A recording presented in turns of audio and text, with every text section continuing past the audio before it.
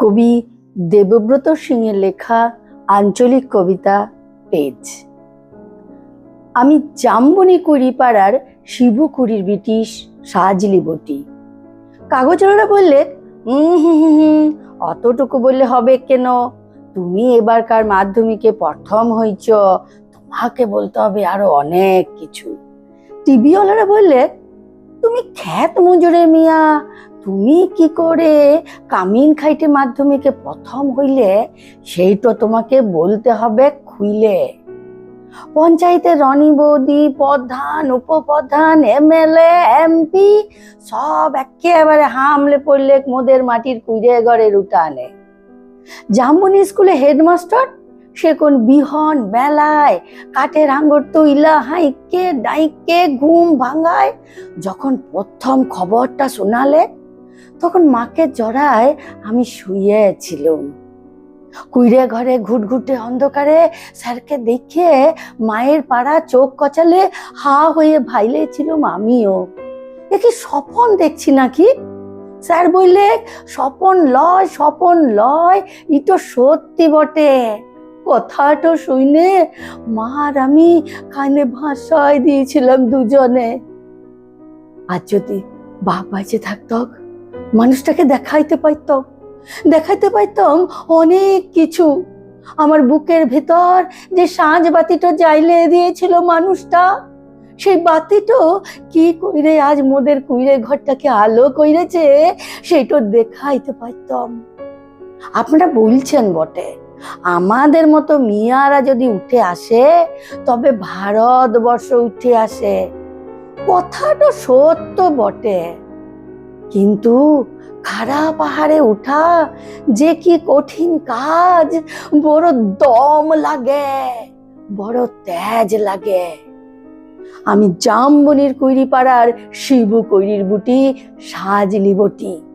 যখন থেকে হুঁশ হইছে তখন থেকে শুই নাইছি বিটি না মাটি। ঠাকুমা বলতেন, পরের বাড়ির হেসেল ঠিলবে তা আবার লিখা পড়া। গায়ের বাবুরা বলতেন, তুই কুইরি পাড়ার বেটি ছিলা, তোর কামিন খাটা ছাড়া গতি কি? বাপ বলতে, দেখ সাজলি, এইসব কথা শুনে মন খারাপ করলি তো হাইরে গেলি। এইসব কথা এক কানে সীমায় আর এক কানে বাইর কইরা দিবি। মোর মা তখন ওই বাবু পাড়ার কুটির দেউগড়িয়ার ঘরে কামিন খাটত। ক্ষয় রোগের তারসে মায়ের গতটা ক্ষয় নাই অতটা, তবে মাঝে মাঝে জ্বর তর আসতো বটে। জ্বর আইলে আঙ্গিনাতে তাই পাইতে শুই থাকতো মা। সেই দিনটা ছিল এক ঝাড় কালের সকাল। রোদ উঠেছিল ঝলমলানি, ঝিঙা ফুলা রোদ। আমি সেই রোদে গা দুলায় পড়ছিলাম ইতিহাস, ক্লাস 7-এর সামন্ত রাজার ইতিহাস। বাবুগিন্নি লোক পাঠাইছিল বার কতক। মায়ের জ্বর, সে তারা শুনতেই নাই চায়। মোর দিদি বুড়ি তখনও ছিল বাইচে। ছেঁড়া কম্বল মুড়ি দিয়ে কুলতলায় বিড়ি ফুঁকছিল বুড়ি। শেষ তক্ক মুখে পড়া থেকে উঠায় মায়ের কাজ টুকুন করতে পাঠাইছিল বাবু ঘরে। কত বড় ফটক ঘেরা উঠান, কত বড় বারান্দা, কত বড় দরদালান, সব ঝাড় পাড় দিয়ে সাপ শুদ্র কইরে আইসছিলুম চইলে। বাবু গিন্নি নাই ছাড়লে এক গাদা ইটা কাটা ঝুটা বাসন এনে আমার সামনে ধইলে। আমি বললাম, তোমাদের ঝুটা বাসন আমি ধুইতে লাইবক। কথাটা শুনে বাবু কিনে সে কি রাগ, বলল, কি বললি? তুই মুদের ঝুটা বাসন ধুতে লাইবি? তোর মায়ের মা, তার মায়ের মা এতকাল মুদের ঝুটা বাসন ধুয়ে গুজারে গেল, আর তুই বলছিস ঝুটা বাসন ধুতে লাইবি? হ্যাঁ, আমি তোমাদের ঝুটা বাসন ধুতে লাইবক, তোমরা লোক দেখে লাও। কথাটা বইলে গড গড গড গড কইরে বাবু গিনি সামনে দিয়ে চলে আইলুম। তা বাদে সে কি ঝামেলা, সে কি কাণ্ড। বেলা ডুবলে বাপ ঘরকে ফিরে আইলে 2 পাতা করা লেখাপড়া করা নাতনির ছোট মুখের বড় থুতির কথা সাত গাহন করে বইলেছিল দিদি বুড়ি। মা কিছু রাগ আরে নাই। আঘান মাসে সাজ বেলায় আঙ্গিনাতে আগুন জ্বাইলে গা হাত পা শেক ছিল মা।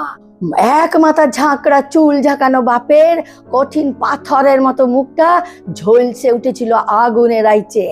বাপের অমন চেহারা আমি কখনো দেখি নাই আগে। বাপ সেদিন মা ও দিদি বুড়ির সম্মুখে আমাকে কাছে ডাইকে মাথায় হাত বুলায় বইলেছিল, শুন সাজলি, যা কইরেছিস বেশ কইরেছিস। তোর মা, তোর মায়ের মা, তার মায়ের মা এতকাল কইরেছে কামিনগিরি, বাবু ঘরে গতর খাটায় খাইয়েছে, তাতে হইয়েছেটা কি, তাতে হয়েছেটা কি? শুন সাজলি, এই কথাটা কান খুলে শুনে রাখ, তুই কিন্তু কামিন খাটার লোককে জন্মাস নাই। যত বড় লাট সাহেবই আসুক না কেন, কারো কাছে মাথা নোয়ায় নিজের তেজটুকু বিকাবি নাই। এই তেজটুকুর লোককেই তো লেখাপড়া শিখাচ্ছি তোকে, তা নয়তো আমাদের মতো হাবাতে ঘরের লোকেদের আর আছেটা কি, আর আছেটা কি।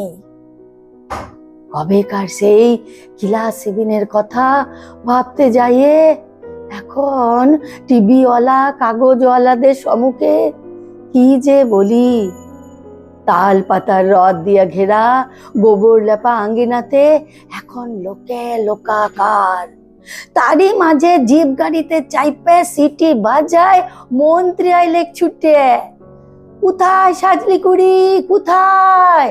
বলতে বলতে আগে পিছে বন্দুক লইয়ে সোজা একেবারে মোদের মাটির কুইরে ঘরের উঠানে। স্যার বললে, প্রণাম কর সাজলি, প্রণাম কর। মন্ত্রী তখন পিঠ চাপড়াইলেন। পিঠ চাপড়াই বললে, তুমি কামিন খাটে মাধ্যমিকে প্রথম হইছ, তাই তোমাকে দেখতে আইলাম। সত্যি বড় গরিব অবস্থা বটে। এই তোমাদের মতো মিয়ারা যাতে উঠে আসে, তার লইগেই তো আমাদের পার্টি, তাই লইগেই তো আমাদের সরকার। এই লাও 10,000 টাকা চেকটি এখন লাও, পরে তোমাকে আমরা অনেক ফুল দিব, সম্বর্ধনা দিব, আরো অনেক অনেক টাকা তুলে দিব। এই টিভির লোক, ক্যামেরার লোক কোথায় আছেন, এদিকে আসেন। বলতে বলতে ছোট বড় কত ক্যামেরা ঝলসে উঠলো মন্ত্রীর মুখ। না না, মন্ত্রী লয়, মন্ত্রী লয়, মোর বাপের মুখ, গনগন আগুনের পাড়া, আগুন মানুষের মুখ। আমি তখনই বলে উঠলুম, না, এই টাকা আমি লিব নাই, এই টাকা আমি লিব নাই। আপনারা বলেছেন আমাকে ফুল দিবেন, সম্বর্ধনা দিবেন, তাও আমি লিব নাই। মন্ত্রী তখন ঢক গিললেক। গায়ের সেই বাবু ঘরের দেওগড়িয়াদের বড় বেটা, সে এখন পার্টির বড় নেতা। ভিড় ঠেলে সামনে আইসে বইলে, কি হয়েছে রে সাজলি, তুই তো আমাদের ঘরে কামিন ছিলি, বল তোর কি লাগবে, বল তোর কি লাগবে, খুইলে বল খালি।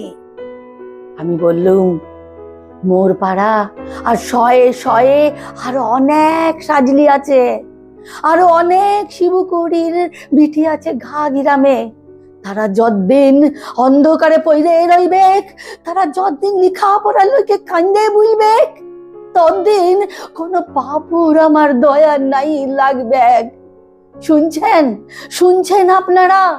ততদিন কোন বাবুর দয়া আমার নাই লাগবে।